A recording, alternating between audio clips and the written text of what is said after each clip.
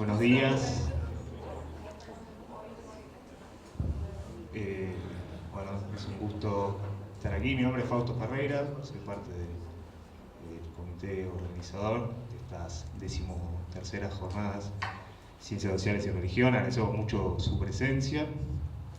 Y bueno, vamos a dar inicio, un puntapié inicial a estas jornadas con esta primera actividad, que es el panel de apertura, que bueno, va a tocar uno de los hechos religiosos más salientes que dejó este año, más públicamente notorio, y que lleva por nombre este panel, Giro Vaticano, Historia, Sociedad y Política en la transición de Francisco a León XIV. El panel va a estar integrado por 4 expositores, que voy a pasar a presentar en el orden en el que están sentados, de más lejano a más cercano.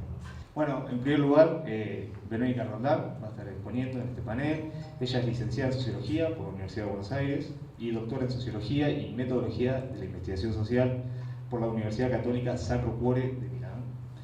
Es también profesora asociada de la Universidad Niccolò Cusano, en Roma, Italia, donde coordina la licenciatura en Comunicación Digital y Medios Sociales y enseña también Sociología de los Procesos Culturales y Sociología de las Religiones.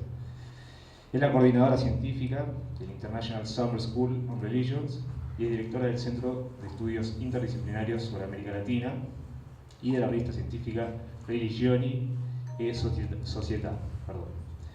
Junto con Alejandro Frigerio editaron Francisco, el impacto de su pontificado en América Latina, editado por Biblos. Muchas gracias, Verónica, por estar.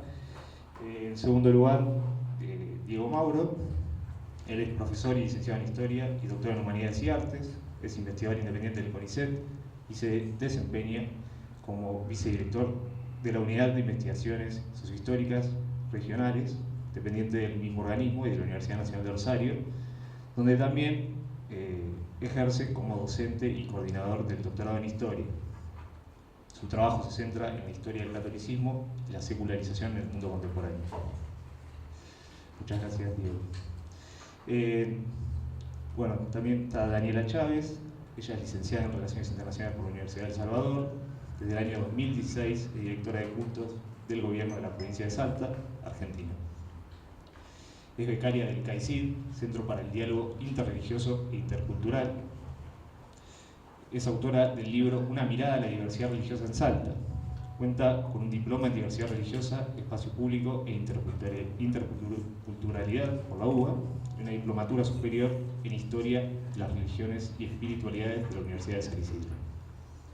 Bueno, gracias, Daniela. Finalmente, Fortunato Malimachi es profesor emérito de la Universidad de Buenos Aires, titular jubilado en Historia Social Argentina y el Seminario Social y Religión de la Facultad de Ciencias Sociales de la UBA, de la cual fue subdecano entre los años 1998 y 2002. Doctor en Sociología de la Escuela de Altos Estudios y Ciencias Sociales de París, investigador superior del CONICET, en el Centro de Estudios e Investigaciones Laborales CEIL y responsable del programa Sociedad, Cultura y Religión desde 1997 hasta el 2017. Primer presidente y creador de la Asociación de Cientistas Sociales de las Religiones en el Mercosur, actualmente AXRAL, en 1994. Recibió el Premio de Jerusalén de la Comunidad Judía en Argentina, las Palmas Académicas del Grado Caballero de la República Francesa, ciudadano ilustre de la ciudad de Punta Alta, provincia de Buenos Aires. Premio a la Excelencia Académica en la UBA 2015, entre otros premios. Actualmente es director del Centro de Investigación Mixta Internacional sobre Globalización y Sociedad, CEIL CONICET, Universidad de Shanghái. Gracias, Fortunato. Y bueno, luego de presentar a los expositores, paso a presentar al comentarista. Los comentarios van a estar a cargo de Juan Cruz Esquivel. Él es doctor en Sociología por la Universidad de San Pablo, Brasil. Es investigador principal del CONICET y profesor regular de esta universidad, de la Universidad de Buenos Aires. Fue presidente de la Asociación de Ciencias Sociales de la Religión en América Latina en el periodo 2015-2018. Ha dirigido diversos proyectos de investigación a nivel nacional e internacional sobre religión y política, laicidad y secularización, gestión de la diversidad religiosa y la población sin filiación religiosa. Muchas gracias, Juan. Bueno, la dinámica va a ser la que es habitual digamos, en este tipo de paneles. Tenemos previsto 15 minutos de más o menos de exposición por cada expositor. Después tenemos, ¿no?, el espacio a los comentarios de Juan y posteriormente un lugar para las preguntas, el intercambio con el público. ¿Sí? Bueno, sin más preámbulos, doy pie a los expositores.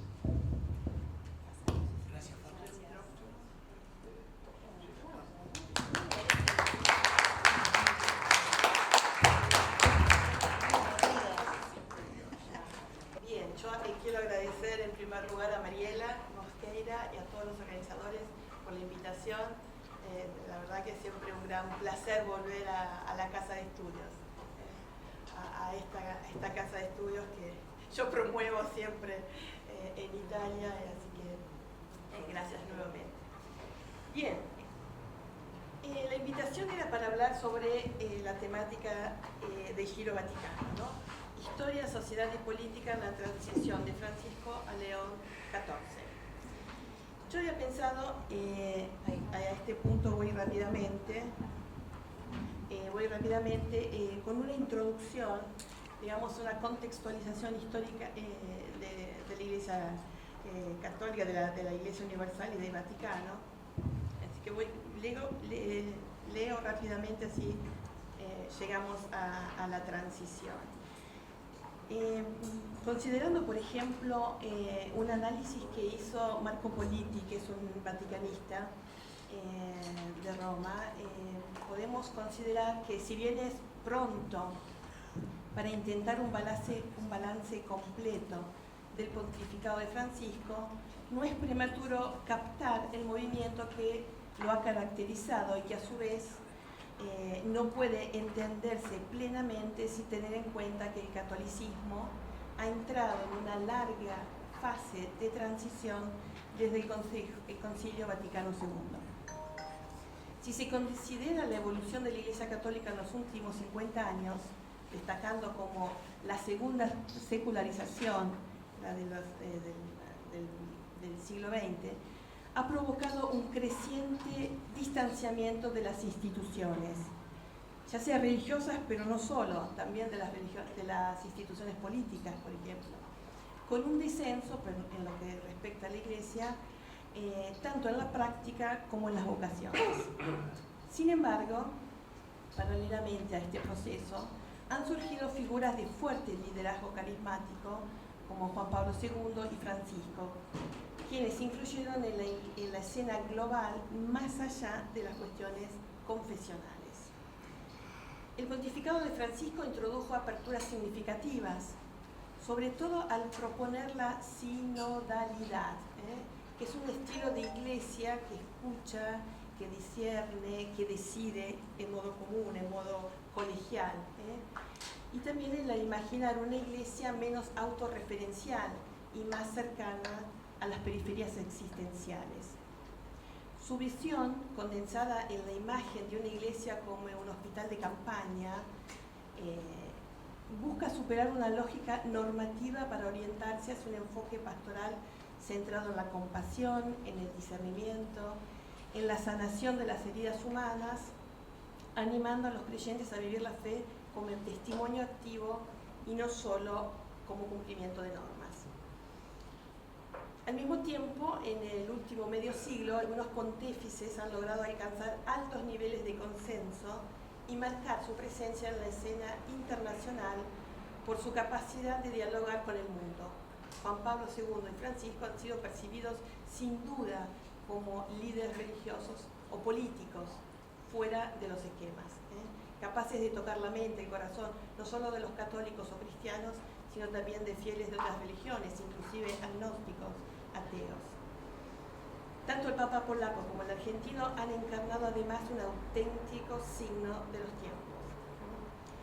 Y al recorrer estos últimos 50 años, se percibe que la Iglesia Católica ha comenzado a alejarse del modelo monárquico dogmático instaurado por el Concilio de Trento avanzando hacia una apertura decidida al mundo y orientándose, aunque de manera gradual, hacia un modelo más comunitario, participativo, en el cual la colegialidad, afirmada en el Concilio Vaticano II, de esa colegialidad se pasa a la sinodalidad proclamada por Francisco.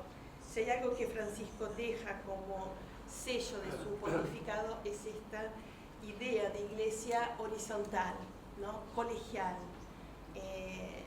de pares y abierta en su gestión también a los laicos. Es algo que ya comienza este proceso con el Concilio Vaticano II.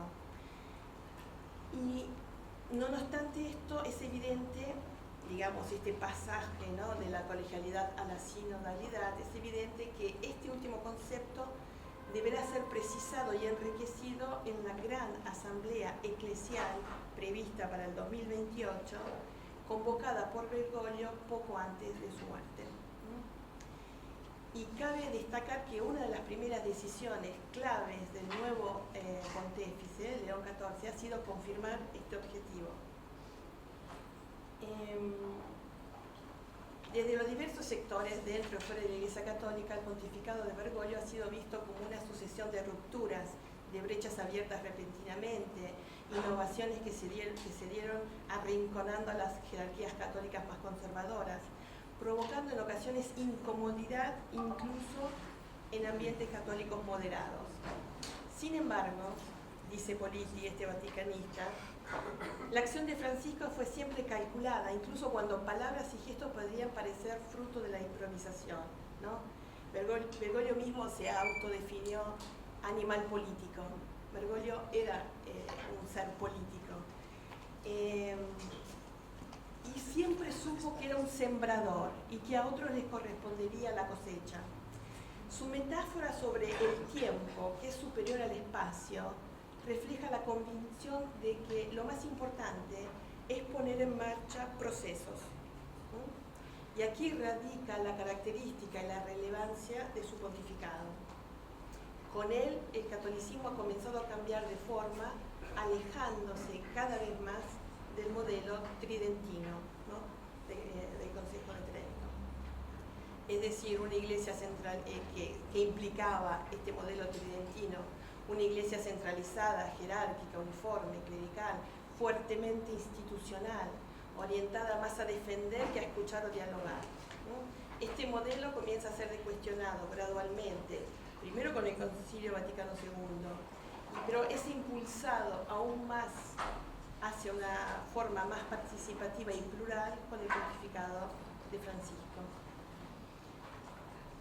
El sínodo, que se perfila como el culmen de su pontificado, es el que está dedicado a la sinodalidad, ¿no?, a una asamblea de aliento conciliar. En esta idea de iglesia sinodal se habla de comunión, de participación, de misión. Francisco previó una sección en el 2023, a la que se le añadió otra en el 2024. Y en estos sínodos, él de todos modos comienza prevalente con una consulta de base, a las bases, en el 2021. Se comienza por las diócesis para continuar a nivel de conferencias episcopales nacionales, encuentros continentales y hasta desembocar en el sínodo mundial. Aquí ningún tema es tabú. Las asambleas sinodales del 23 y el 24, con la participación a pleno derecho de sacerdotes, religiosos, así como laicos y laicas, han estructurado un nuevo proceso, pocos momentos plenarios y gran parte dedicado a diálogo en torno a mesas. Los temas son los que interpelan a la Iglesia Católica en el mundo contemporáneo. Lo más relevante es que, gravemente enfermo, en marzo del 2025, Bergoglio quiso lanzar el proyecto de un trabajo trienal de 3 años, de aplicación de estas temáticas sinodales, las temáticas que se trabajaron y que emergieron en los sínodos, él propuso un programa de 3 años que se va a culminar justamente en la gran asamblea eclesial del 2028. Acá tenemos un colega sociólogo, Reinaldo, que ha participado al sínodo de los jóvenes como experto. Ya no se habla de iglesia universal, sino de comunión de iglesias. Y cabe que en estos sínodos han suscitado una gran atención en el ámbito ecuménico. La afirmación que el pluralismo y las diversidades de religión, color, sexo, raza, lengua, son una sabia voluntad, afirma Bergoglio, todas estas diferenciaciones son una sabia voluntad divina con la cual Dios ha creado a los seres humanos. Entonces esto supone el dejar atrás toda actitud de supremacía religiosa y es una reafirmación que la evangelización debe expresarse mediante el testimonio, la atracción y no por afán de proselitismo. Poco después que Francisco fallece, la idea de esta suerte de concilio con una fuerte participación de laicos fue relanzada por León XIV con la aprobación en el verano italiano del 25 de este año, unas nuevas líneas guías para completar el programa. Según Politi, Bergoglio en su pontificado fue a menudo criticado por su estilo autártico, la aparente escasa valorización de la curia, la poca atención dedicada a la dimensión institucional de la Iglesia. Luego de su muerte, el conclave del 25, dice Politi, son observaciones para nada superficiales, a las que se suman las divisiones al interior de la Iglesia, las polarizaciones, que son reflejadas en el lamento final de Francisco. El conclave responde a estos interrogantes, ¿no?, de manera significativa en el momento de la votación, y el intento de someter a juicio el pontificado bergogliano naufragó, porque fue bloqueado por una abrumadora mayoría de electores que elige un papa mestizo, lo llama Politi, un pontífice mestizo, Francis Robert Presbot, que dejó clara desde el inicio su intención de revitalizar el papel de las instituciones centrales. Él afirma, los papas pasan, la curia permanece, ¿no? Y dejó también en claro el querer recomponer las laceraciones y también valorar el trabajo colegial y asegurar que no quiere ser un caudillo solitario, ¿no? Entonces siempre colocándose en esta dimensión colegial, sinodal, propuesta por Francisco. Y a la vez, León reiteró su intención de seguir sobre el surco de Francisco, ¿no? Por ejemplo, de la Evangelii Gaudium, afrontando los desafíos del presente. Si la pregunta es, ¿cómo es la transición? ¿Es de ruptura? ¿Es de continuidad? La respuesta es sí, voy rapidísimo. Es de continuidad. Claro, digamos, la continuidad aparece en algunos perfiles, obviamente con otra sensibilidad típica de este nuevo Papa. De Bergoglio a Prevost hay una continuidad. Las expectativas evidentemente no han sido cumplidas para aquel sector de opinión pública eclesial que imaginaba que Papa León XIV representaría desde sus primeros actos una superación de Papa Francisco. A Papa León XIV hay que entenderlo, dice otro estudioso, filósofo, Massimo Borghesi, que publicó sobre la herencia intelectual de Bergoglio. Hay que entenderlo al interno de un horizonte de la complexio oppositorum, como clave de lectura, es decir, la capacidad del catolicismo de integrar diferencias y polaridades manteniendo la unidad. La realidad, dice Borghesi, es que cada papa, en el fondo, cada creyente, se mueve dentro de una polaridad. Es un concepto guardiniano que el propio Bergoglio contrapuso al maniqueísmo y a la contradicción. La intención explícita de León XIV es conducir a la Iglesia más allá de las polarizaciones. Él se concibe a sí mismo como un papa de la complexio oppositorum, y en esto puede reconocerse la verdadera continuidad que lo une a su predecesor.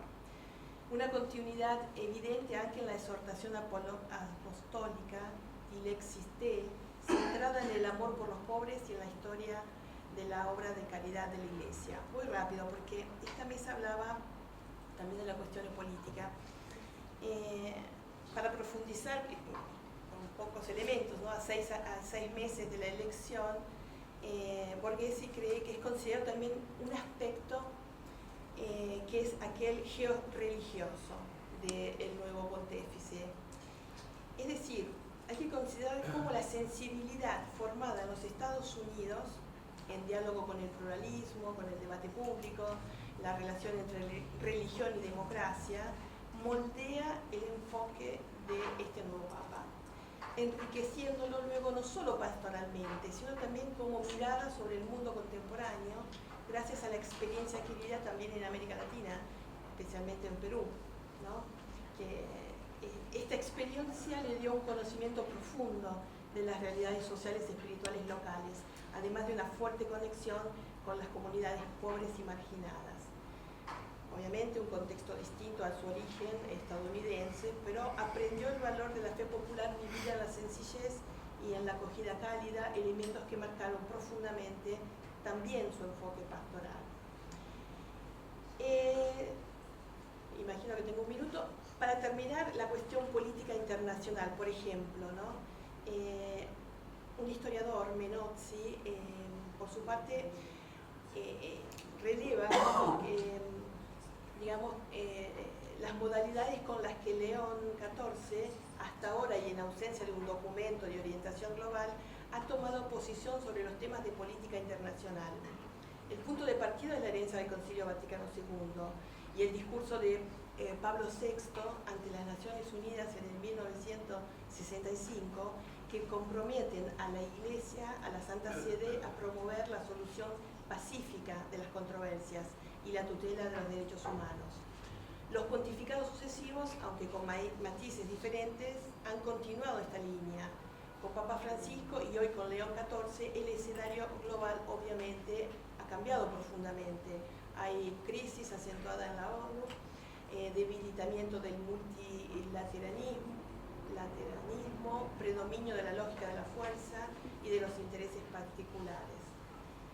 Limitando el análisis a las posiciones expresadas por León XIV en materia de guerra y paz, este autor, Menozzi, considera tres aspectos: la comparación con Francisco, las afirmaciones relativas a las guerras en curso y algunos elementos relacionados con Estados Unidos, China y la Unión Europea. Sobre el primer aspecto, Francisco había expresado tanto continuidad como innovación respecto al magisterio precedente. Condenó la sacralización de la violencia bélica, valorizó la oración como paz, por la paz como vía para transformar el ánimo de los hombres, pidió ayuda humanitaria. León ha proseguido estas mismas líneas. Basta pensar en la afirmación que solo la paz es santa, en una resemantización del rosario a favor de la paz, en la disponibilidad mostrada para que la Global Summit Flotilla utilizara los canales de la Iglesia Católica para hacer llegar ayuda humanitaria a Gaza, y en la recomendación de abrir una nueva era de negociación. Concluyo. En estos primeros meses el nuevo Papa ha tenido que hablar mucho. Piensen que él heredó un jubileo en curso y lo ha hecho apoyándose en dos estrellas polares, de la paz y de la unidad. La primera, una urgencia para el mundo entero. La segunda, una necesidad imprescindible para la Iglesia centralizada. Ha puesto el acento en la interioridad y ha utilizado todos los registros de la Consolación, acompañado siempre en sus discursos con la referencia de Agustín y su capacidad de hablar al corazón para reforzar la confianza, fortalecer la esperanza. Esto confirma lo que dijo el día de su elección sobre su voluntad de ser con vosotros hermanos, para vosotros, obispo. Muchas gracias.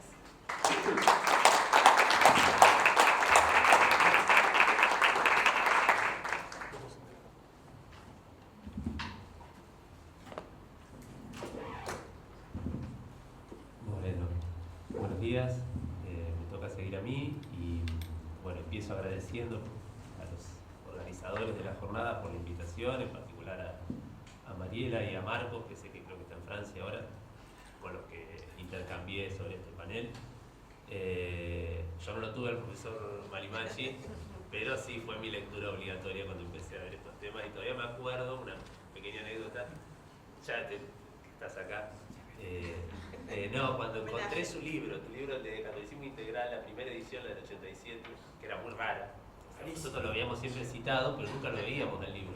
Y una vez lo encontré por calle Corrientes acá, en un congreso, y en la librería de usados estaba, me acuerdo de la felicidad de encontrarlo.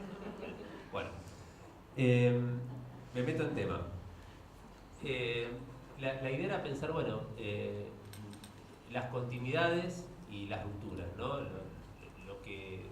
Lo que parece seguir adelante del proyecto de Francisco y en todo caso los matices o los cambios, ¿no?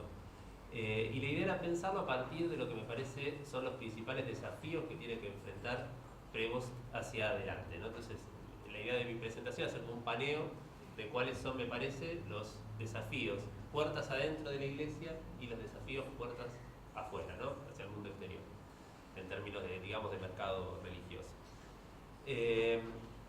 Puertas adentro, los desafíos son muy diferentes a los que enfrentó Francisco, y eso tiene mucho que ver con los éxitos que el papado de Francisco alcanzó, ¿no? Si nos retrotraemos al 2013, ustedes, si miraban un periódico y buscaban una noticia sobre la Iglesia Católica, las noticias eran casos de abuso en las diferentes diócesis a nivel internacional. Sobre todo había empezado sobre el final del papado de Juan Pablo II, pero al final del papado de Ratzinger esto se profundiza, filtraciones de documentos, sospechas de corrupción en el Banco Vaticano, es decir, la sensación de un profundo desmanejo, ¿no? La imposibilidad del centro, ¿no? Y de algún modo la renuncia de Ratzinger pone de manifiesto esto, ¿no?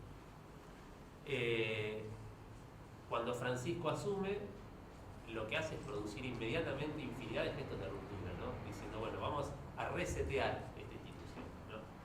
Elige un nombre que no se había utilizado, no se filia con el pasado, su vestimenta, saluda buenas tardes, piden que recen por él, viaja a Lampedusa. Es decir, desde el momento cero, Francisco tiene claro, como buen político, decías vos recién, de que tiene que generar gestos de ruptura, ¿no? Para reconducir el barco. Y esto es muy exitoso, ¿no? Inmediatamente todas estas noticias salen de la agenda mediática y Francisco logra, ¿no?, colocarse en el ring en términos comunicacionales.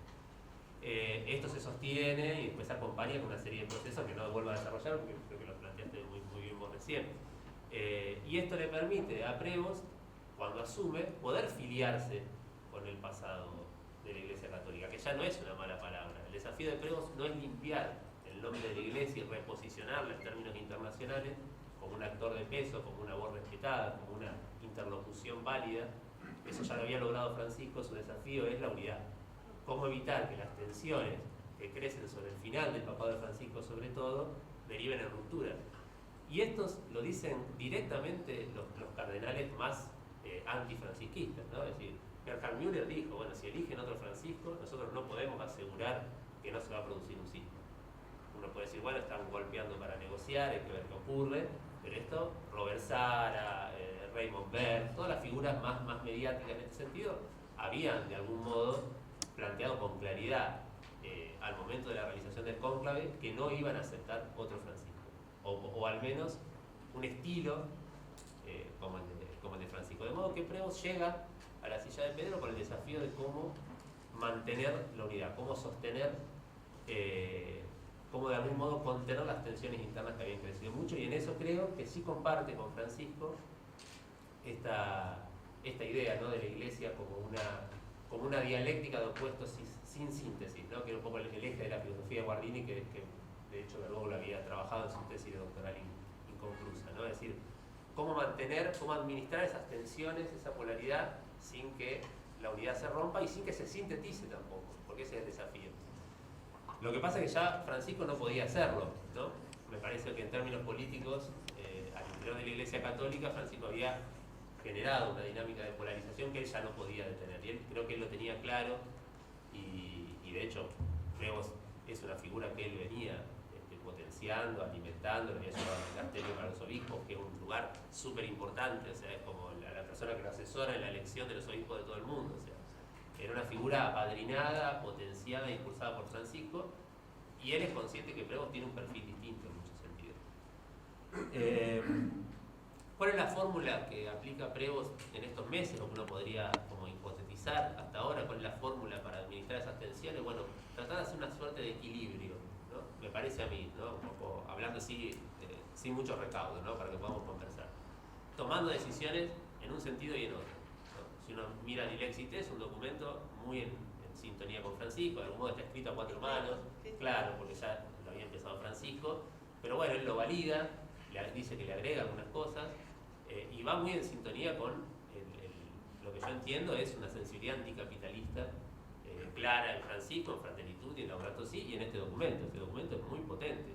Si ustedes lo leyeron y lo leen con detenimiento, tiene cosas, por ejemplo, la crítica a la meritocracia como ideología que oculta la desigualdad de oportunidades. Es decir, tiene muchas dimensiones que pueden leerse muy interesantes. Es muy en línea con Francisco, ¿no? Esto no cayó bien en algunos sectores conservadores y tradicionalistas, pero ¿qué hace? Al mismo tiempo Prevost dice, bueno, autorizo el canon tridentino para celebrar la misa nuevamente. Francisco exageró un poco ahí, le permite a Raymond Berg, una figura totalmente enfrentada con Francisco a nivel personal, porque Francisco le había quitado hasta el departamento donde vivía, que pueda celebrar misa en Roma. Y en cuestiones de moral y de doctrina, no solo es mucho más cauto en sus declaraciones, sino diría una sensibilidad más conservadora, ¿no? Su insistencia en que la familia es entre hombre y mujer, no es que Francisco pensara otra cosa, pero su concepción, claro, su concepción de iglesia de puertas abiertas, esta idea de que la iglesia es misericordia, lo llevaba, me parece a mí, a lugares más plásticos, más flexibles en sus declaraciones. Y Prevost viene a decir, bueno, vamos a... que es lo que le critican los conservadores, esta ambigüedad, ¿no? Francisco habla mucho, y en ese hablar mucho dice cosas ambiguas. Bueno, Prevost en eso me parece que trata de marcar también una dentro y una fuera de la iglesia, ¿no? Un poco más claro de lo que hacía Francisco. En términos de continuidad, Prevost sigue adelante con el grueso de las reformas de Francisco, no solo la sinodalidad, que es el corazón del proyecto de Francisco, sino en cuestiones muy espinosas como la reforma de los estatutos del Opus Dei, la liquidación final del patrimonio del sodalicio, que es un tema para mí que hay que seguir con mucho cuidado, porque ahí tiene muchos enemigos muy poderosos, Prevost, con muchos recursos, y eso puede generarle problemas. Ya de hecho, cuando fue electo, aparecieron, digamos, informaciones que después se demostraron falsas, ¿no? Sobre encubrimientos de casos de abuso. Es decir, hay mucha gente muy descontenta con este tema. Él sigue adelante ahí, sigue adelante y reivindica las reformas económicas de Francisco, ¿no? Que habían sido muy cuestionadas, muy criticadas en un discurso cuasi neoliberal, ¿no? La idea de que Francisco hacía un gasto excesivo, ¿no? Que el erario público del Estado Vaticano tenía problemas. Prevost dice, bueno, esto no era tan así, ¿no? Se exageró mucho, bueno, en fin, ahí. De modo que uno puede decir, hasta ahora esta fórmula de equilibrista le viene funcionando, las tensiones bajaron, parece que las cosas están más calmas, pero hay que ver si esto se sostiene en el tiempo, y hay un costo político en esto. A mí me parece que Francisco entendió bien que su popularidad también era un activo político, y que si él no se convertía en un referente internacional con peso propio, en una figura respetada y popular, también tenía menos capacidad de negociación puertas adentro, ¿no? En la curia romana. Prevost, al tener un perfil más bajo, más cauto, y de algún modo no cultivar, no alimentar ese capital político, también va a quedar, me parece a mí, en el mediano plazo, más preso de las propias internas, ¿no? Es decir, va a tener menos capacidad de negociar de una posición de fuerza, de ver qué pasa entonces con esta fórmula y cuánto le sirve, cuánto dura, etc. Puertas afuera. Ahí me parece que los desafíos que enfrenta Prevost son más parecidos a los que enfrentó Francisco, porque Francisco no revirtió las tendencias declinantes de la afiliación religiosa en términos relativos, ¿no? En términos absolutos uno diría que el catolicismo creció un poco incluso, o se mantiene, bueno, podríamos verlo, pero sí en términos relativos respecto de las otras religiosas, de las otras expresiones religiosas, de las que no tienen afiliación religiosa, sí hay una declinación clara que Francisco no revirtió. Y ahí eso tiene que ver con problemas estructurales que Francisco tampoco encaró, ¿no? Que en algún punto tal vez no puede encarar la Iglesia Católica sin una discusión. Una tiene que ver con cómo construye sus especialistas religiosos, ¿no? Esto, quienes estudian el mundo evangélico lo suelen subrayar, ¿no? Es una institución que padece una esclerosis interna a la hora de producir especialistas si uno lo compara con otras, ¿no? Es decir, y ahí se junta tanto estas dinámicas como la incapacidad, si bien en el sínodo se discutió, de ampliar la base de reclutamiento. Es decir, ni las mujeres pueden ser reclutadas como sacerdotes, como diaconisas incluso, y tampoco los hombres casados pueden participar de sacerdocio, con lo cual ahí hay una limitación. Si bien el argumento es no queremos clericalizar la iglesia, pero en los hechos concretos hay una parte de los especialistas religiosos que está muy limitada, ¿no? Frente a otras dinámicas muy expansivas como las que vive el mundo evangélico. Y después, acelero un poquito para ir cerrando, después me parece a mí que hay también dificultades en el catolicismo de Francisco para sintonizar con las dinámicas culturales hegemónicas, ¿no? Yo diría, el catolicismo de Francisco fue contracultural. En este sentido, al revés que lo que plantean los tradicionalistas, ¿no? ¿Cuál es el argumento de los sectores más críticos de Francisco? Bueno, Francisco disuelve el catolicismo en la sociedad. Todos pueden ser católicos, porque el catolicismo no tiene ninguna marca de distinción. Pero si uno lo mira bien, es mucho más difícil ser católico con Francisco o después de Francisco que antes. Las definiciones del catolicismo de Francisco van totalmente a contramano. Cualquiera de nosotros, cualquier especialista, sociólogo, etc., le hubiera dicho que había que hacer lo contrario si lo que él quería era aumentar su capacidad de competencia en el mercado religioso. Francisco subraya la dimensión comunitaria de la fe por sobre el vínculo individual con lo sagrado, ¿no? Todos los estudios sociológicos muestran que las preferencias religiosas van hacia la conexión individual, no hacia la dimensión comunitaria. Francisco plantea una visión del mundo que yo diría con un encantamiento muy débil, ¿no? Es decir, no es un mundo muy encantado el de Francisco. El milagro es totalmente excepcional para Francisco, puede existir, pero no es el milagro del mundo evangélico, no está, ¿no? Los problemas no se solucionan por la intervención cotidiana, frecuente del Espíritu Santo, de lo sagrado. Se solucionan construyendo comunidad. El verdadero milagro del cristianismo es la emergencia de la comunidad. Y eso, de nuevo, es totalmente contracultural. Cualquier asesor de marketing, digamos, le hubiera sugerido a Francisco ir por otro lado. Y a eso le teníamos que sumar también una ritualidad austera. Es decir, los pequeños fenómenos de bautismos de jóvenes, por ejemplo, el catolicismo francés o el catolicismo norteamericano, buscan una ritualidad fuerte, buscan mojones identitarios muy definidos, que tampoco Francisco daba. Con lo cual, si uno mira esto, dice, bueno, en términos de mercado religioso, lo que hereda Prevost lo pone en una situación bastante delicada, dificultosa, no tiene demasiadas herramientas del catolicismo para disputar en alguno de sus bastiones históricos, pensemos en América Latina, más, por ejemplo, con el mundo evangélico en este sentido. No tiene una teología adecuada, no tiene especialistas religiosos suficientes. ¿Qué tiene? Bueno, puede visitar, puede venir el Papa, es una de las pocas cosas. Yo creo que va a venir relativamente pronto, Prevost, porque es una de las pocas cosas que tiene para hacer. No hay demasiados recursos en ese sentido para competir. La última definición de Chucho Fernández en el Dicasterio para la Doctrina de la Fe, la misma contramano de esto, porque viene a decirnos que María no es corredentora, que era uno de los dispositivos que el mundo católico tiene para reintroducir el milagro, ¿no? En una teología más secularizada que la de sus fieles, ¿no? Entonces, yo veo complicado que esa tendencia declinante pueda revertirse, ¿no? Es decir, hasta ahora Prevost creo que su fórmula interna funciona, pero hacia afuera no veo que tenga muchas posibilidades. Y ahí es interesante plantearse otra pregunta, y con esto ya cierro en los últimos minutos. Leí el libro que seguro que muchos lo habrán leído desde cerca, sobre cuando acompaña al Papa a Mongolia, el libro este, Loco de Dios. Y es interesante, porque yo en algún momento me sentí identificado con una cosa que él pregunta, ¿no? Él no les cree, nunca les cree cuando le dicen, no, bueno, pero nosotros ya no queremos, no somos más integralistas.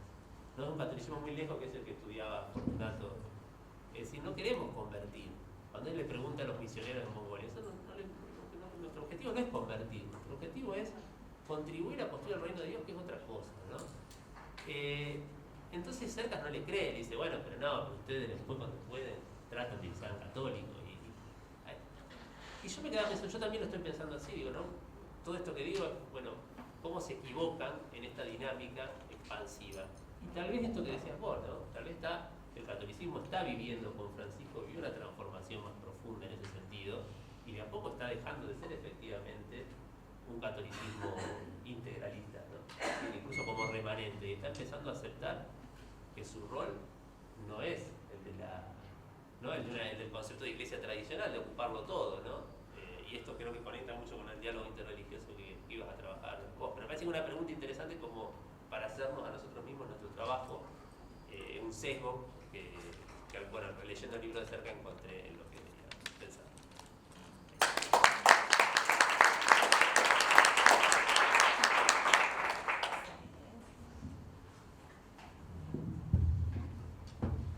Yo tengo una presentación, no sé, Ana, ¿es desde esta compu?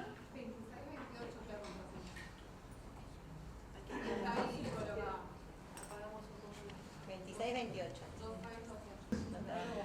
Bueno, antes que nada, muchas gracias. En especial agradecimiento a Mariela por la convocatoria y bueno, a todo el equipo. Para mí realmente es un gusto. La verdad que mi intención inicial de participar en estas jornadas iba por otro lado, por la gestión pública de la diversidad religiosa, que es lo que es mi cotidianeidad desde la dirección de cultos, pero esto me generó un desafío, algo que también vengo trabajando y pensando, y una intencionalidad de salir del sitio de confort que a veces uno tiene y que se siente cómodo y empezar a explorar otras aristas de este tema que es tan apasionante y que atraviesa todas las disciplinas, ¿no? Tiene que ver con eso, con la responsabilidad, digo, más allá de la función pública que en este momento me toca, desde la profesión de base que uno tiene, qué aporte se puede hacer en esto y que a veces hay vacío, y es en el caso de las relaciones internacionales. Nunca ha sido un tema muy prioritario la religión. Entonces, mi propuesta de hoy es un poco traerles esta idea de transición, ¿no? Es tomar el diálogo interreligioso como herramienta de la diplomacia vaticana en términos de cambios y continuidades, ¿no? a lo que puede llegar a suceder con este nuevo pontificado. Y parto de esta idea, ¿no? Que es que Francisco transformó el diálogo en un instrumento estable. Pongo de soft power porque o el poder blando me voy a permitir introducir como categoría analítica de las relaciones internacionales este concepto dentro de la diplomacia vaticana, y esa configuración es la que hereda el pontificado de León XIV, o del Papa Leone, que me encantó tu Papa Leone, va a ser hoy, Papa Leone. Entonces esto un poco es la propuesta del hilo conductor para poder hacer esta mirada un poco más general.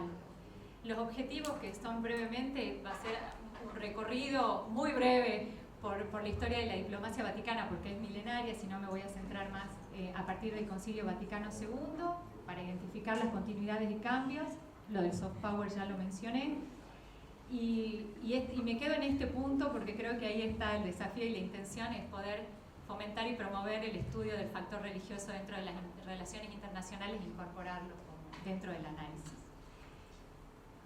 Dicho esto, y también brevemente les voy a presentar un poco este concepto de soft power, porque se hace muy difícil dentro, insisto, de las relaciones internacionales, cuando tenés teorías dominantes como el realismo, ¿no? El padre de las relaciones internacionales, que Hans Morgenthau, digamos, se basa en los medios tradicionales de poder, y después van a venir teorías como el liberalismo, que también no les dejan margen, son muy estructuradas, y no hay margen de estudio para lo que te queda fuera de eso, dentro del complejo sistema internacional, que lo es hoy y lo viene siendo desde siempre.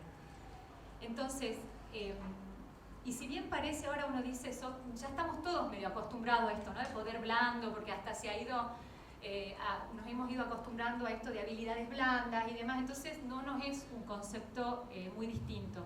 Pero pensemos que es un concepto que acuña Knight, un politólogo estadounidense en la década de los 90, que no era común, ¿no? Pensemos en esto de que estaba, sobre todo la teoría realista, hay una nueva configuración del sistema internacional, se está saliendo de un sistema bipolar y la configuración va a un sistema internacional multipolar, pero con un predominio hegemónico de Estados Unidos. Entonces necesitas otras categorías analíticas que te permitan analizar. Entonces lo que va a ver Knight, insisto con esto, piensen que él estudia la política internacional americana, ¿no? De Estados Unidos. Él dice que tiene que haber otra cosa, ¿no? Más allá del poderío militar y del poderío económico, y encuentra una vía del medio, que es la atracción. Él va a decir que que los valores, las ideologías, tienen más el poder de atracción, que más allá él usa una metáfora interesante, que es de la zanahoria y los garrotes, que hay algo más en política internacional que la zanahoria, es decir, los posibles beneficios económicos que puedas tener, y el garrote, el poder militar. Entonces va a encontrar esta vía, y también este concepto lo que permite es ampliar. Las relaciones internacionales solo estaban desde la guerra del Peloponeso, que es los inicios de las relaciones internacionales, y después con Westfalia, la conformación del Estado-Nación, se queda ahí, ¿no?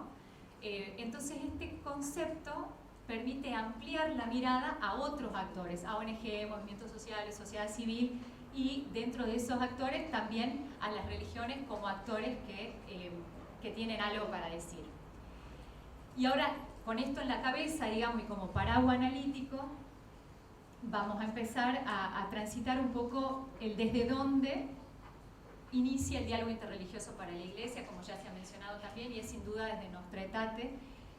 Y no es casual, yo pongo en esta foto, está Heschel y el cardenal Bea, ¿no? Que son quienes han tenido la enorme responsabilidad de hacer este cambio, ¿no?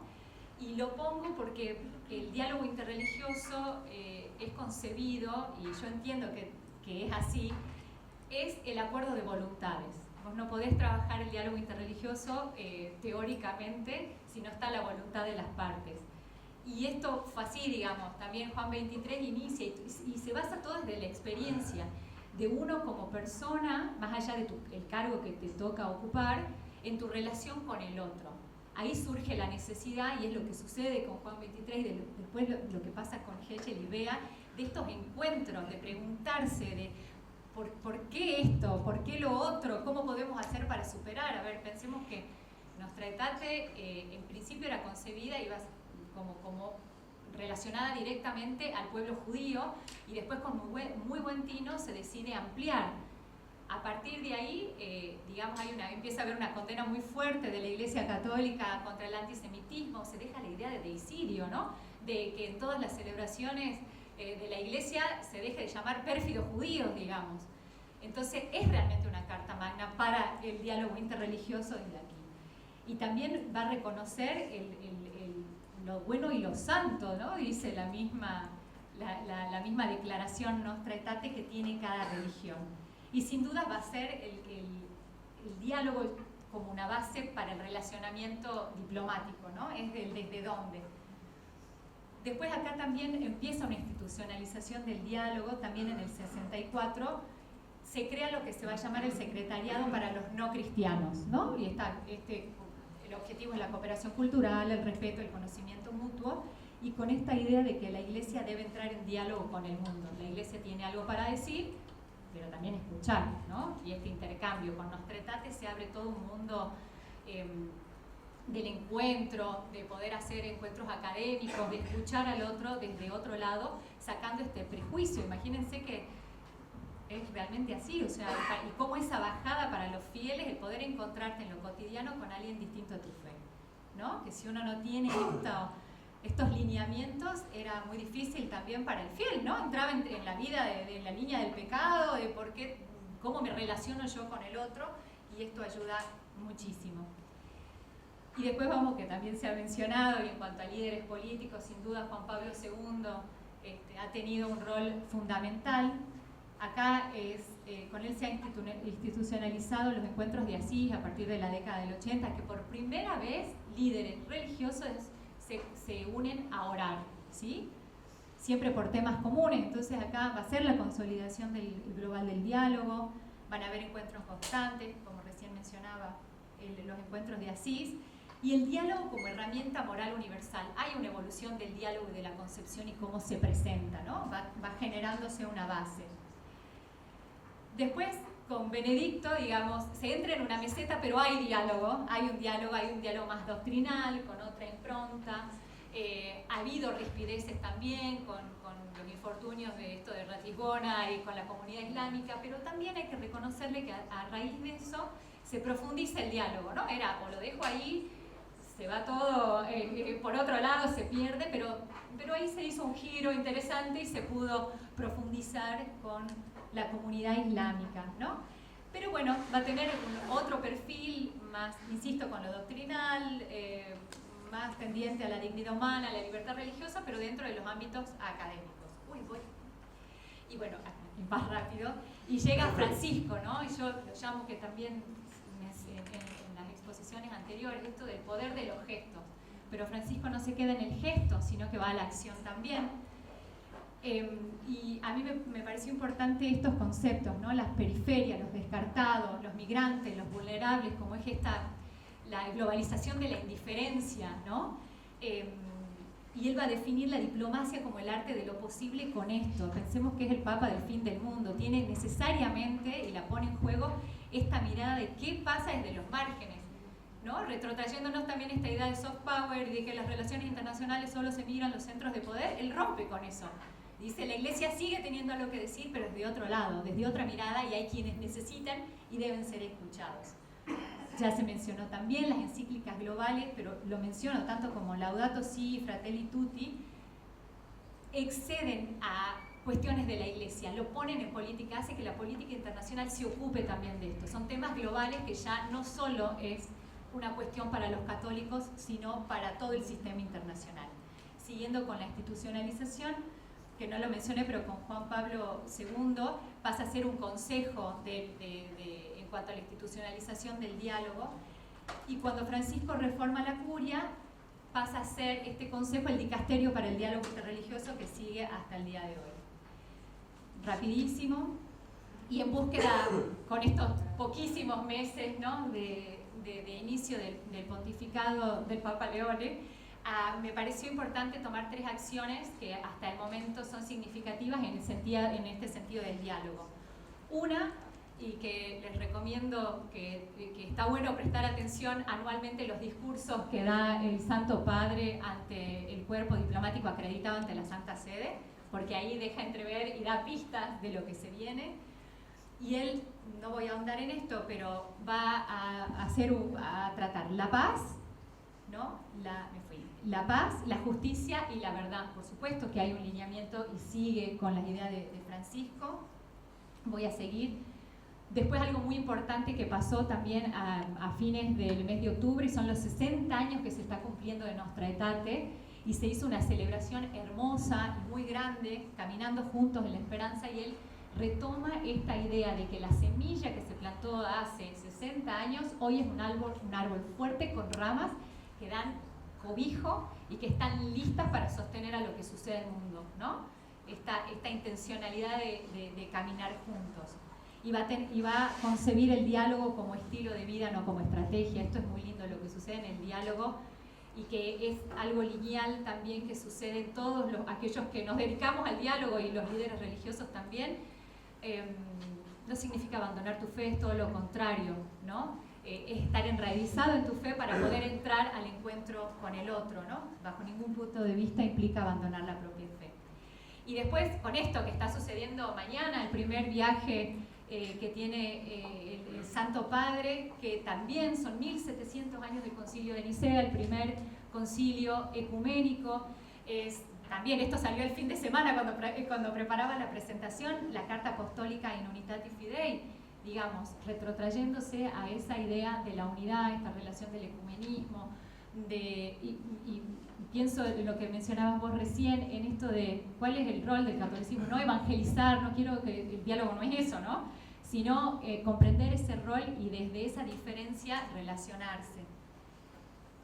Y finalmente, bueno, algunas conclusiones. Yo creo que en esta transición el diálogo no está en discusión, pero también a mi entender y leyendo y trabajando esto, creo que el verdadero giro lo hizo Francisco, ¿no? En todo caso nos quedará ahora y después de un poco más de tiempo analizar qué tanto se profundizará. Es como la sinodalidad, es el mío. Si no es la intensidad, o sea, es la intensidad que le va a dar, la profundidad, el hacia dónde, ¿no? Y uno espera, bueno, continuidad, pero con ciertos matices. Y con esto termino, y sinceramente poder hacer lecturas desde la política internacional a mirar a la religión no solamente desde el factor de conflicto, sino de esta posibilidad de construcción de paz, que tienen mucho para dar, y poder hacer esta lectura alejada. Se le dio un poco más de bolilla a la religión después del 11 de septiembre, pero siempre enfocada en el conflicto. Entonces, una invitación también a mirar, a hacer otro tipo de lecturas, porque tienen mucho para dar los actores religiosos. Pensemos en migraciones y demás, podemos seguir hablando un montón. Son las organizaciones basadas en la fe a nivel internacional, son las primeras en estar y en responder. Así que muchísimas gracias.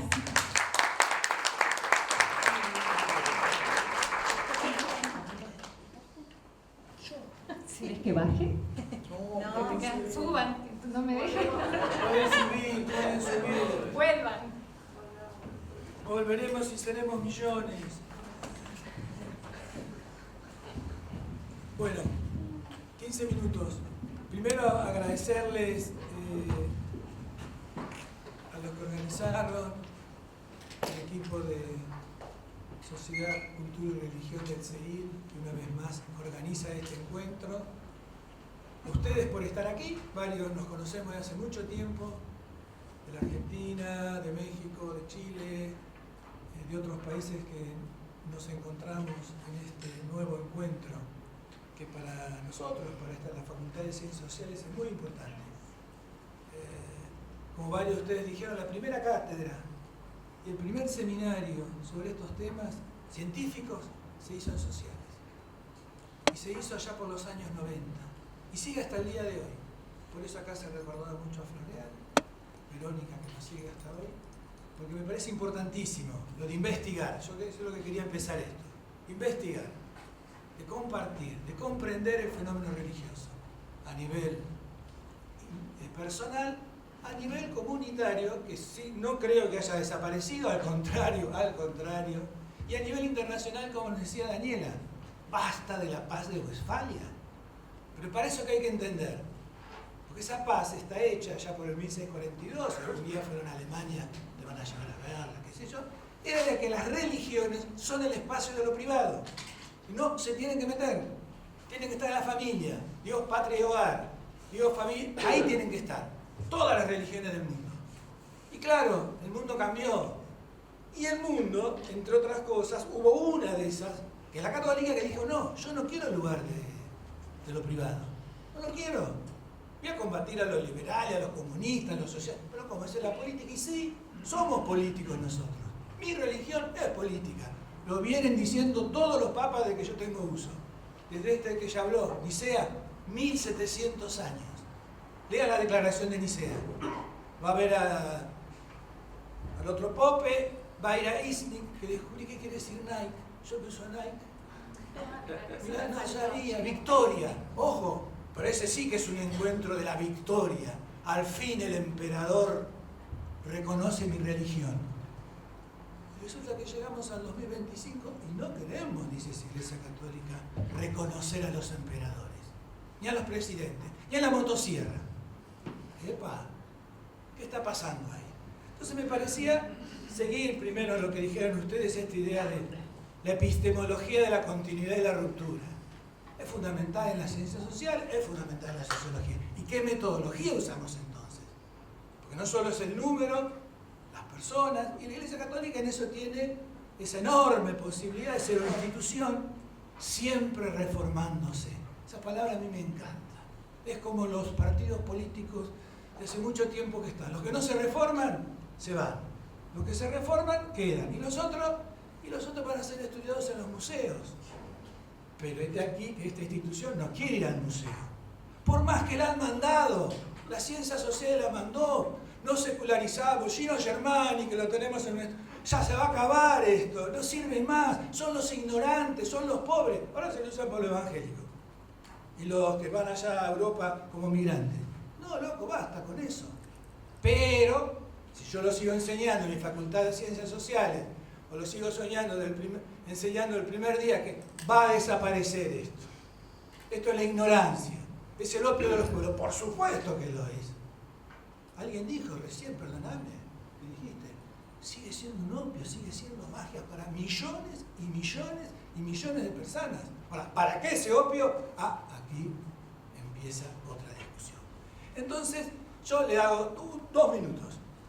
Cuando llegó Bergoglio, y muchos de los que estábamos, o yo creía, este Bergoglio estaba con mi amiga María Eugenia en Aguascalientes, nos invitó a la Aristegui de la CNN, fuimos a la Ciudad de México, con Blancarte, con todo. ¿Qué va a pasar? Había renunciado un papa.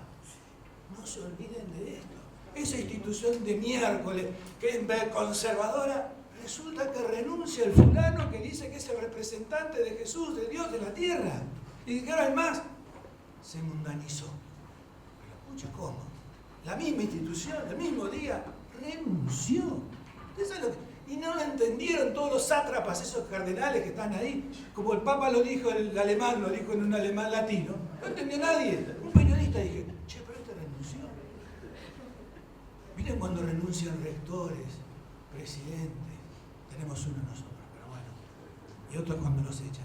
Y ahí sí me parece interesante, porque yo creía, como muchos de otros, cuanto más conozca a Bergoglio, más voy a conocer a Francisco. Ese conservador popular que había sido acá, que había estado con la memoria completa, que nunca había recibido a las madres, que nunca había recibido a las abuelas, ese tipo era papa. Y estábamos ahí con María Eugenia y todos, Blancarte, Barrancos, y yo le dije a Aristegui, ni se te ocurra pensar que un latinoamericano va a ser papa. Me lo acuerdo hasta el día de hoy, pido perdón por esas cosas. Y sin embargo lo fue. Y me parece interesante eso. ¿De qué me servía a mí todo lo de Bergoglio? Millones, miles, perdón, no, cientos de entrevistas, Bergoglio. Después descubrí que Bergoglio no solo dejó de existir, sino que Francisco jamás quiso venir a la Argentina. ¿Por qué? Porque era el único lugar donde era Bergoglio. Por eso no vino nunca. Porque cuando venía acá le iba a decir, che Bergoglio. Pero él quiso ser Francisco y morir como Francisco. Y esto parece que no era solo un problema de él, también lo tuvo Wojtyla. Cuando me encontré con Wojtyla, sí, Cracovia, no, quería ser Juan Pablo II. ¿Qué quiere decir? Volvamos a la ciencia social. El carisma que da la institución, que da el poder de la institución, predomina sobre los carismas personales y las historias personales. ¿Quieren ejemplos argentinos? No son argentinos. Hubo presidentes que venían de provincias remotas. ¿Por qué se ríen? La gente se ríe sola, porque saben. Y después fueron presidentes, ni se saben acordar lo que hacían en sus provincias. Y se enojaban. Che, pero vos cuando fuiste presidente dijiste que Menem era un tipo espectacular. Y ahora digo que no. ¿A qué voy? Que ese carisma de función es importantísimo. Y más en una institución, como acá se acaba de decir, que la dije. Mira, no quiero, cuando me hablan de las relaciones internacionales, que está desapareciendo, que no existe más. Y resulta que está por todos lados. Y llega un fulano y hay 5.800 canales de televisión el día que lo asumen como papa. A Francisco y después a este señor León XIV. ¿Cómo? ¿Qué es eso? ¿Serán las redes? ¿Serán los nuevos territorios en los cuales tenemos que investigar? Lo dejo. Entonces me parece, es importante esa historia, pero no es suficiente. Hay que comparar entre papados. Hay que comparar en una institución que es complejo opositor, una que se dijo, que siempre se está reformando, que es un mundo, es decir, es una institución es movimiento, es cultura, es imaginario, es poder simbólico y poder político. Basta. Yo cada vez que me dicen, el Papa hace política, ¿qué quieren que haga? ¿Qué quieren que haga? Que rece. O al rezar no forma parte también de una manera de comprender lo político. Entonces, bueno, catolicismo en continuo movimiento, voy a dejar todo lo que ustedes dijeron, me encanta el diálogo interreligioso, vengo dando clases, le digo, basta de la paz de Westfalia, pero mis amigos me miran con una cara de loco diciendo, ¿de dónde venís vos? Porque a la hora que tienen que estudiar los fenómenos religiosos, ¿saben qué hacen? Ahora ponen todo es un problema religioso, es el Islam, es el budismo, es la derecha, son los evangélicos en Argentina. Digo, por favor. Pero claro, vamos a ver, ¿por qué eso que? Y eso me impide o no hago aquello que tendría que decir grandes grupos económicos, grandes grupos financieros, los grupos tecnológicos, los tecnofeudales. Pero si digo eso, ¿no hay plata? ¿No hay plata para investigar? ¿No hay subsidios internacionales? ¿No puedo estar en el mainstream de las revistas que hay que pagar $1.000, $2.000 para que me publiquen un artículo? Entonces, es fácil. Los religiosos son conflictos religiosos, Palestina es un conflicto religioso, Ucrania es un conflicto religioso, Cuba es un conflicto religioso. Basta, diga. Ahora, para eso insisto, hay que investigar. Tendría que haber más compañeros y compañeras que estudiemos estos temas en cada una de nuestras áreas y no repetir las pelotudeces, porque hay que hablar así en Argentina para que te escuchen. Lo ven todos mis amigos periodistas que jamás habían dicho, ahora te dicen así. La mierda esa que te enseñaron, empecé a investigar de otra manera, de otras posibilidades.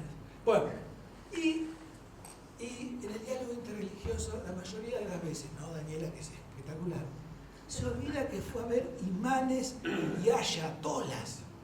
El ayatola de Irak, vayan a una embajada yanqui o europea, dice peligroso, buscado, si lo ven, asesínenlo. Y el Papa, un Papa católico, lo fue a visitar. Claro. Y lean los documentos, porque los documentos que firmó con los ayatolas, y los documentos que firmó con los imanes, y los documentos que firmó con los patriarcas, incluido el de Moscú y el de Constantinopla, dice, las religiones no son violentas. Si hay pobreza y hay hambre y hay desigualdad en el mundo, es por problemas económicos. Son las grandes potencias, los grandes grupos colonialistas, son los dueños del capital. Por esa parte se trata de dejarla de lado. Mismo en los propios grupos. ¿Por qué? Y porque trae problemas. Muchas veces nos pasa en las facultades. Algunos temas no los tratamos porque a veces nos cuesta. Entonces el diálogo con Cristian me parece que es interesante. Una sola frase, que ese catolicismo integral hizo tanto ruido. Es la idea de decir todos y todas, todos estos diálogos brevísimos del catolicismo, todos y todas somos hijos e hijas de Dios. ¿Habrá algo más conservador que eso? Porque la larga doctrina, sobre todo de las religiones axiales, como va a decir después acá cuando venga Cristian Parque, parten de la idea que somos hijos e hijas de Dios. Todos. ¿Cómo todos? Y sí, todos y todas. Y somos sagrados. ¿Cómo sagrados? Y sí, Dios lo quiere a cada uno y a cada una de ustedes y las religiones tienen que acompañar. Esto me parece, y ser felices, y la fraternidad. Ahora, voy a las comparaciones. Hubo italianos, nacidos y criados como italianos. Hubo nacidos y criados como polacos. Hubo nacidos y criados con alemanes, que se fue, renunció. Hubo un argentino, nacido y criado en Argentina, primero en europeo, pero ahora tenemos un nacido yanqui y vivido en el Perú. Pero eso no me gusta cuando van a decir, ¿qué fue yanqui? Yanqui 3 días fue yanqui. Y hoy tenemos otra cosa en ese mundo católico que no cambia nada, pero cambia tanto. Van 2 veces que eligen para dirigir la iglesia un tipo de una secta. Eligieron de la secta judía, recuerden Troel Schreiber, y ahora quisieron un tipo de la secta agustina. ¿Saben por qué son sectas? Porque no pasan por las curias. Eligen su propio presidente, tienen su propio dinero. Son los tipos sectas al interior de la iglesia católica. Es el segundo. Pero este es misionero ahora. ¿Qué significa tener un papa misionero? ¿de qué lugar es un misionero? Y ahí viene algo que acá se dijo recién, puede ser el misionero, como hay hasta el día de hoy, en todas las lenguas, en todos los estudios, misionero que dice, lo que yo traigo es la verdad. Durkheim, Weber, Marx, les gusta. Esta es la verdad, y si no les gusta, vayan a sociales, que les van a enseñar de otra manera. Pero, no. Varias verdades en las facultades sociales, por suerte. Por suerte las facultades sociales tienen varias verdades dando vuelta. Algunos me gustan, otros no me gustan. ¿Y a qué voy con esto entonces? Ese misionero está en el Perú, viaja y empieza diciendo, yo acá no puedo decir que esta es mi verdad. Tengo que tratar de ver cómo los hago católicos, pero para esto tengo que partir y inculturarme, hablar su lengua, vivir ahí, ir a vivir ahí. Ni el polaco, ni el argentino, ni el alemán, jamás se fueron a vivir a la selva, jamás se fueron a vivir a un lugar donde llegan y no hay nada. Todos venían de familias destacadas. Y ahí me parece que algo me parece interesante verlo, habrá que ver los carismas de cada persona, pero yo acá me voy a decir algo más. Termino entonces los 4:50 que me quedan. Se distingue por la insistencia en denunciar la guerra. Acá sí, agustiniano, larga tradición, recuerdo los agustinos, están desde el año 0. ¿Por qué? Daniela lo tenía que haber puesto. Exige una paz desarmada y desarmante. Ojo con esto. No quiere decir solamente la paz. Hay que decir la no violencia, hay que decir no a la venta de armas, hay que decirle a todos esos países europeos atorrantes que están duplicando los presupuestos de guerra, y yo vivo ahí. No va por ahí. No más guerras, no más armas, no más 4 aviones que van a venir a Dinamarca, a Argentina, no sé para qué miércoles. Ahora, ¿se puede decir eso? ¿Es realista? ¿Es marxista? ¿Es liberal? Que no haya más armamentos. Y ahí entonces este señor, León XIII, ahora León XIV, se distingue en la educación en la no violencia contra el rearme. No más guerras ni crueldades, aquí y ahora. Como creer luego de siglos de historia, como dice, hay que ser incauto, hay que ser, no sé, creer que después de siglos de historia, que las guerras traen la paz. Claro, eso es lo que enseñamos en nuestras facultades, se hace la guerra para la paz. Después, viste que vivimos después de las guerras, lo conocemos. Postura principista, intransigente, defensa de la vida. Una iglesia unida y abierta, como se dijo, signo de la paz para el mundo herido y por el odio. Pero claro, le acaba de mandar una carta, los que son argentinos o latinoamericanos, a la Unión Industrial Argentina, el Papa. ¿La escucharon? Sí. ¿La leyeron? ¿Qué decía? ¿Dónde salió? Qué raro, ¿no? Porque hablaba de los monopolios que humillan a los trabajadores. Hay que alzar una voz que despierte, que denuncie y que se exponga a los pueblos despojados. Hay que industrializar la Argentina. Hay que apoyar al Estado. Hay que estar con los movimientos populares. No sale de ningún lado. ¿Serán los investigadores los que la tienen que difundir? Bueno, si estamos investigando, este tema no nos puede dejar inquietos. Termino, igual que todos sus antecesores, y yo la miraba bien aquí a mi colega, rechazan el casamiento de los curas, igual que todos sus antecesores, el sacerdocio femenino, igual que todos sus antecesores, el aborto, y por supuesto la disolución de las parroquias. Para esto va Liski. 1700 años. Es el momento que se crea la territorialidad católica, que dejó de ser un movimiento de un fulano, un forajido, que te mataban, decir, ahora hay que instalarse, ahora hay que decidir. Vamos a decidir quién va a dirigir, que son el tema de los obispos. Eso no se discute. La autoridad en las diversas esferas. Entonces me parece que dejo aquí, por supuesto no es lenguaje inclusivo, no es solo la motosierra tampoco, que desafío de comprender estos largos procesos históricos de vínculos y relaciones, político, cultural o religioso, con las características propias de nuestra modernidad argentina y latinoamericana. Que incluye, que suma lo político con lo religioso, católicos ayer, ayer a la mañana evangélicos, hoy judíos y mañana habrá bandas, porque es así. No es, uy, qué novedad, llegaron. No.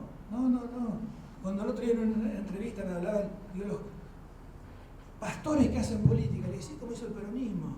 Un cura lo puso ahí de candidato, Filipo. El otro cura lo puso confesor de la presidencia de la nación.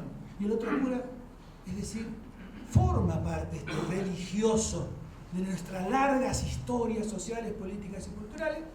Lo que tenemos que hacer es investigarlo más, crear nuestras propias categorías y no comprarnos el discurso de aquellos que nos decían esto va a desaparecer, esto no tiene nada que ver, esto no es científico, lo religioso se acabó.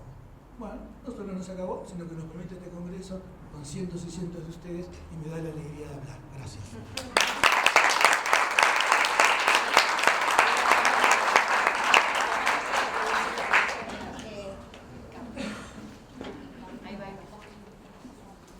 Ya me olvidé. Estamos por sacar nuestro grupo, el Atlas. Hola. El volumen 2 del Atlas de las creencias y las prácticas religiosas. Se lo recomiendo, fue un gran trabajo de todo este equipo, nos agarró la pandemia, no hubo dinero, nos dieron dinero de varios lados, así que ya dentro de poco lo van a poder leer.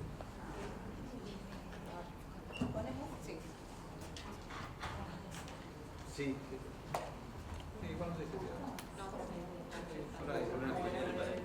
Bueno, gracias a ustedes, a los 4 panelistas. La verdad que han tenido un desafío complejo, que es analizar cambios, matices, rupturas sobre un proceso que está recién iniciándose, ¿no? Lo cual implica un desafío adicional. Hubiera sido más sencillo por ahí analizar estos procesos entre Benedicto y Francisco, donde son procesos ya concluidos, ¿no? Eso tiene un desafío extra. Es cierto al mismo tiempo que cuando uno quiere, como investigador o investigadora, ir a buscar continuidades las encuentra, y cuando quiere ir a buscar rupturas o matices también los encuentra. Pero desde nuestra lectura, si se quiere, analítica y distante en algún sentido, me parece que ustedes han planteado algunas dimensiones que sirven. Nosotros planteaba, bueno, ¿con qué metodología analizamos las continuidades y los matices o las transformaciones? Y ustedes han dado algunas puntas o pistas para poder hacer esas entradas analíticas para comprender estos procesos. Verónica hablaba de la impronta de Francisco en la sinodalidad, salió, y por lo cual eso reflejaba una iglesia abierta, participativa. Si se quiere, ahí hay una punta de punto de inflexión al modelo que Benedicto había planteado. Por ahí, si uno podía sintetizar, Benedicto planteaba una iglesia más de reafirmación identitaria, donde sean los que sean, pero convencidos. Francisco, con esa iglesia misericordiosa, planteaba un espíritu mucho más amplio. Veremos cuál es la impronta de León XIV en este plano. Diego hablaba bien de un aspecto, otra entrada analítica interesante, de analizar puertas adentro y puertas afuera. Tengamos en cuenta que la Iglesia Católica, como institución bimilenaria, ha tenido siempre una impronta de una presencia extendida en la sociedad más allá del ámbito de la sacristía, como decía Fortunato, y cuando un papa muere, esos debates se actualizan, porque no hay una sola mirada, ni hacia el interior ni hacia el exterior de cómo tiene que ser esa presencia, sumado que en cada contexto cultural, social e histórico hay distintos desafíos que debe enfrentar en esa coyuntura.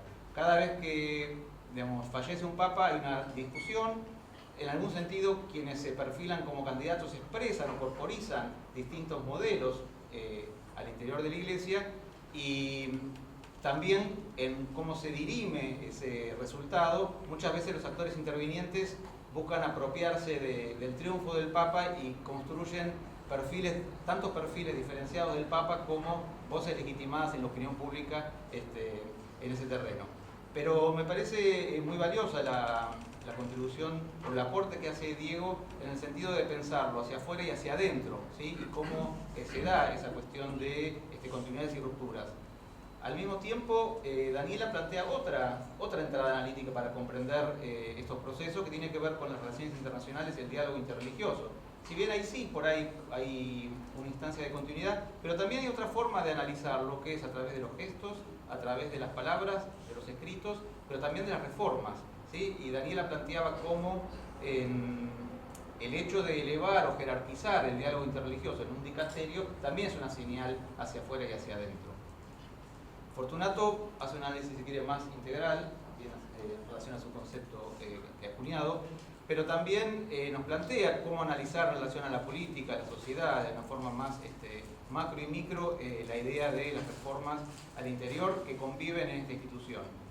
Y yo me pregunto, ¿no? Porque en algún sentido cuando uno dice, si uno plantea hacia afuera, el Papa en su pontificado convoca consistorios y nombra a quienes van a ser sus sucesores. Una mirada, si se quiere, lineal, podría pensar, bueno, el futuro Papa que lo reemplace va a ser alguien a imagen y semejanza, porque en algún sentido elige a quienes van a sucederlo. Y nadie más que Francisco ha logrado o ha conseguido eso. Si, a ver, quería mostrar una de las diapositivas porque no voy a tener tiempo. Te damos más tiempo que porque moderás. No, tranquilo.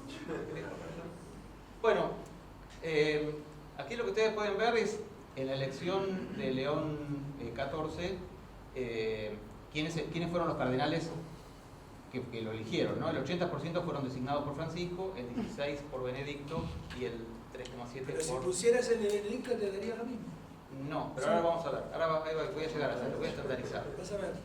Bueno, aquí un poco la distribución, cuando fue electo León XIV, hubo una distribución, si se quiere, más heterogénea de 71 países, cuando fue electo Francisco eran apenas 42 países. Hay mayor predominio, mayor presencia, más allá de la hegemonía europea desde ya, de Asia y África, y hay un retroceso, si se quiere, aunque sigue siendo hegemónico, la presencia europea. Y aquí vamos. Se hablaba de Francisco como animal político, ¿no? Si bien es cierto que la Iglesia, o todos sus líderes en algún sentido, no están ajenos a la vida política, si uno estandarizara por año, es decir, Francisco tuvo menos de la mitad del tiempo de su pontificado que Juan Pablo II, ¿no? Juan Pablo II tuvo 26 años y Francisco 12, ¿no? 13. Exacto. 13 a 25. Organizó más consistorios que Juan Pablo II y en promedio creó, o sea, designó casi el doble de cardenales, ¿sí? El 54% más de cardenales que Juan Pablo II. ¿Cómo interpretar esto? Es decir, es un dato desde ya. Es decir, Perdón, el dato es que Juan Pablo II tenía números clausus, Benedicto XVI decidió que se aumentaba el doble. sí, también es cierto que hay una constitución apostólica que plantea cuál es el tope o el número absoluto de que deben participar en el colegio cardenalicio, y en el caso de tanto en la elección de Benedicto como en la elección de Francisco habían sido 115, y con Francisco, o sea, en la elección de León XIV se elevó a 135. Sabía Francisco que se puede cambiar todo. No, y los dejó en un problema. Entonces, para concluir, la pregunta final que yo hago es la complejidad del análisis, porque también importa, como aquí se dijo, las trayectorias, dónde fueron socializados, dónde ejercieron su actividad pastoral cuando aún no fueron electos, es decir, en sus tránsitos de sacerdotes, de obispos, de cardenales, que en algún sentido también matizan este cuadro, porque si no, uno lo analiza en términos de los números y podrá pensar justamente eso, que el antecesor, de algún sentido, deja su impronta para el que lo sigue. Y no necesariamente es así, porque obviamente hay otras cuestiones, incluso en la selección de los cardenales, no necesariamente la afinidad personal es la que cuenta, hay un abanico de redes al interior de la estructura vaticana que también incide en ese proceso. Pero bueno, vamos a dejar por aquí y abrimos el espacio para las preguntas, y le doy nuevamente la palabra a Fausto. Gracias.